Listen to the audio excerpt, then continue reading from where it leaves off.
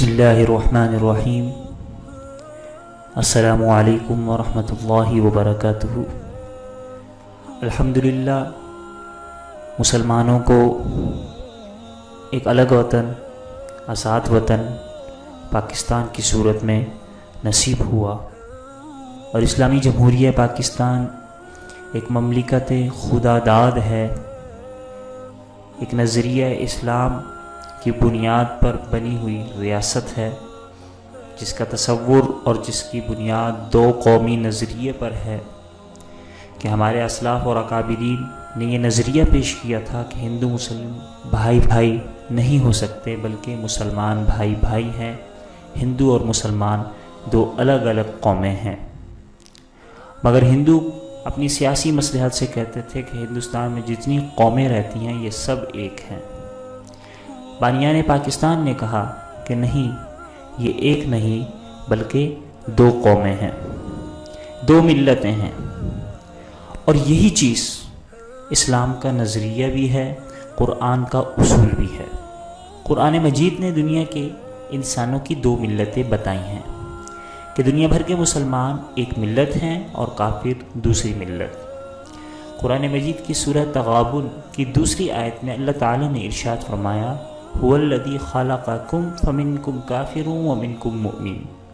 وہی ہے جس نے تمہیں پیدا کیا، پھر تم میں سے کوئی کافر ہے اور کوئی مومن۔ دیکھیں، قرآن نے اس جگہ انسان کو دو گروہوں کافر اور مومن میں تقسیم کیا ہے۔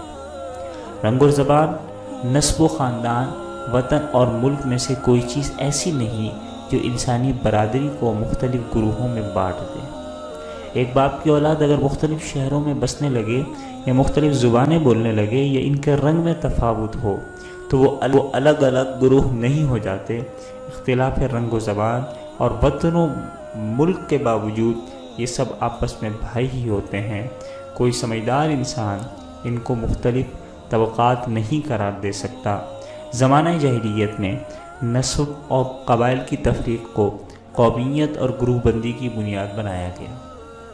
اسی طرح ملک و وطن کی بنیاد پر کچھ گروہ بندی ہونے لگی تو آپ صلی اللہ علیہ وسلم نے ان سب بتوں کو توڑا، اور مسلمان خواہ کسی ملک اور کسی خطے کا ہو، کسی رنگ اور کسی خاندان کا ہو، کوئی بھی زبان بولتا ہو، ان سب کو ایک برادری قرار دیا۔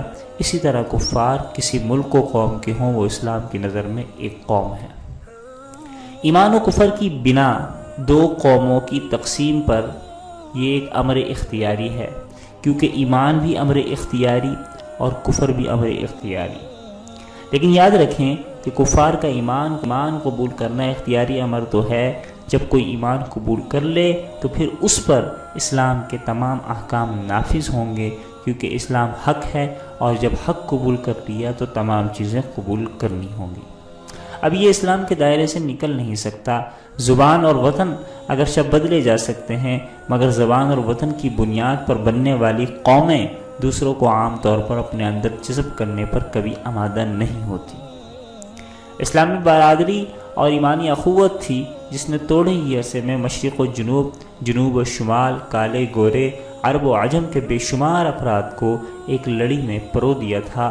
مسلمانوں کے بارے میں سورہ حجرات میں اللہ تعالیٰ نے ارشاد فرمایا، انما المؤمنون اخوہ، یعنی دنیا کے مسلمان آپس میں بھائی ہیں، ان کی زبانیں اور نسلیں الگ الگ ہوں، مقامات جدا جدا ہوں، رنگ ان کے جدا ہوں، لیکن سب کے سب بھائی ہیں۔ حضور صلی اللہ تعالی علیہ وآلہ وسلم نے عملاً یہی تعلیم دی تھی۔ قریش کے ابو جہل سے اسلام نے جنگ کی اور بلال حبشی رضی اللہ تعالی عنہ کو سینے سے لگا لیا۔ جو افریقہ سے آئے تھے صہیب رومی، اور جو ایران سے آئے تھے سلیمان فارسی رضی اللہ تعالی عنہما، ان کو اپنے دامن محبت میں جگہ دے دی۔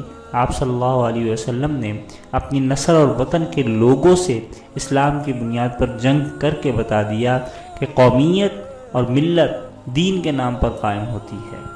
فقہاء اور علماء کا متفقہ فیصلہ ہے کہ الکفر ملت واحدہ، یعنی دنیا بھر کے مسلمان ایک ملت اور ایک قوم ہے، اور دنیا بھر کے کافر ایک الگ ملت اور ایک الگ قوم ہے۔